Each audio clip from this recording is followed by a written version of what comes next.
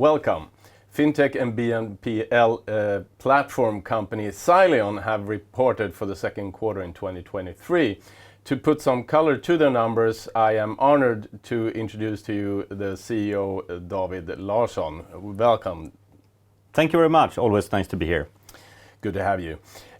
You mentioned in the CEO note to the report that you have signed 2 new customers recently, one in Spain and one in UK. Could you please give us some background to CPay and to Source and how you were able to land these 2 deals? Sure, and I think it's a key takeaway here that we start to add international customers, and I have in prior quarterly reports pointed out that Sileon actually is an international company. We have an international products. I think it's now obvious for you and all of us that we're adding customers outside the Nordics. We will add the Nordics too, but not only.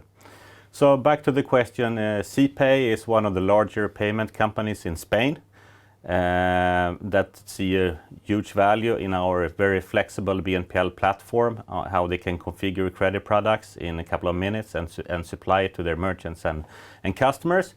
As well as Source is a very interesting startup based out of UK.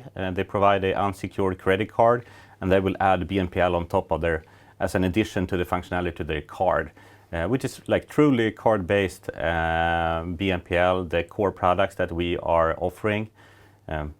So what would you say were the main features that made them choose your solution? Well, to be fair, there are very few, if none, head-to-head competitors out there.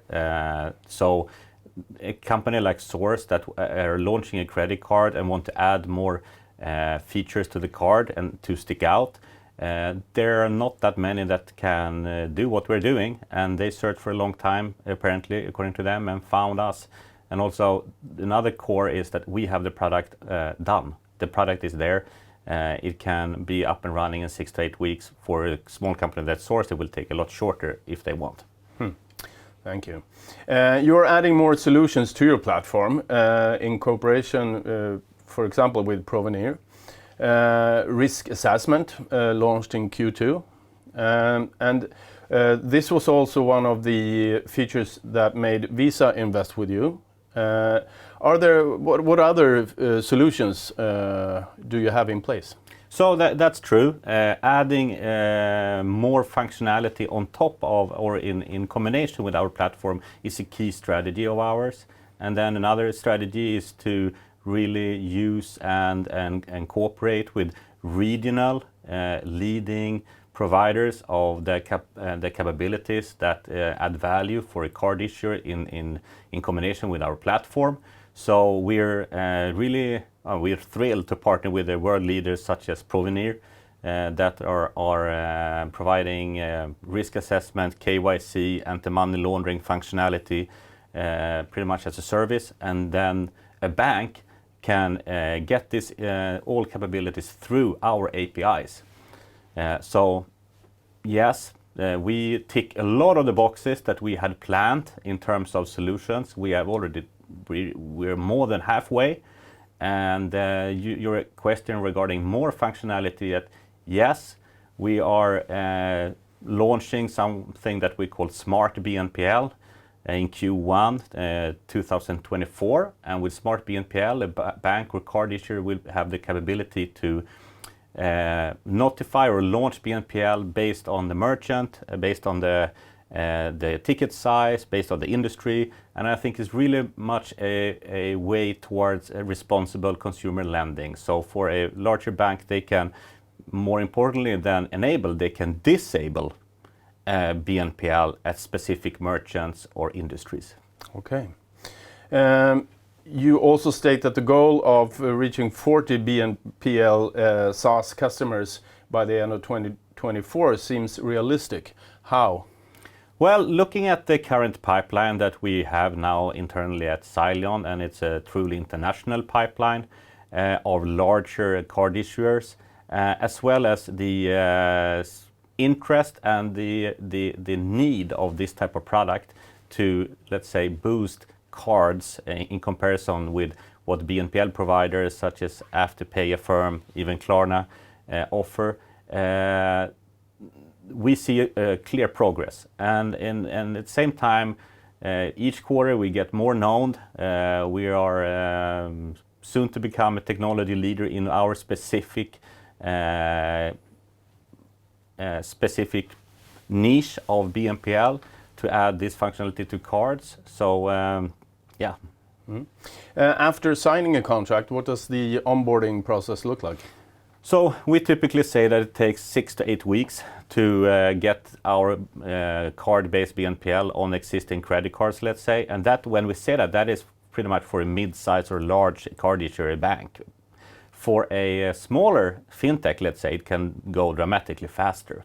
And the steps that follows is that we, for the larger customers, we have onboarding personnel that support step by step when they integrate our 2 APIs and get all this type of functionality. For smaller customers, we actually launched self-onboarding and a trial version through our web during this summer. Okay, so if we take a look at the numbers of the quarter, your operating income sums up to 13.6 million Swedish kronor compared to 18 in the same quarter last year, and your EBITDA comes in on minus 8.3 compared to minus 1.8 in the second quarter of 2022. Could you describe the driving forces behind these numbers? Yeah, so this is really a function of the transition we do as a company, where we focus our forces now towards the card-based BNPL, where we have the pipeline of the larger customers residing as well. So to focus our resources, we step down from non-strategic customers, and that for this quarter, but it will also for next quarter hurt our earnings. But that's for the long run. We will then start to ramp in Q4 and specifically in the beginning of 2024. Was the declining of income unexpected or expected? No, it was very expected. This was a strategic decision made by Sileon to, as I said, focus our resources that are still fairly scarce towards our core business and our strategic customers, such as the banks and card issuers, and that required that we step by step downsize some of the larger, older customers. When do you think shareholders can look forward to when the income starts increasing again? Yeah, I have communicated that we will see specifically from 2024 and Q1 more of a growth in the SaaS business, but already in Q4 we have a chance to see some SaaS BNPL revenues come into our income statement. Okay, and finally, how is your tech hub in Gävle improving? It has been actually really good from the very beginning, so not so much improving as you put it, but developing, yes. From very start, we have a crew of very engaged, committed developers in our tech hub in Gävle. They, in a very short time, they ramped up, and as of now, we have only employees as developers, and I think from our point of view that is truly strategic. It builds a core and keep the knowledge to build Sileon BNPL and our product in-house. Thank you for joining us, David, and good luck going forward. Thank you very much.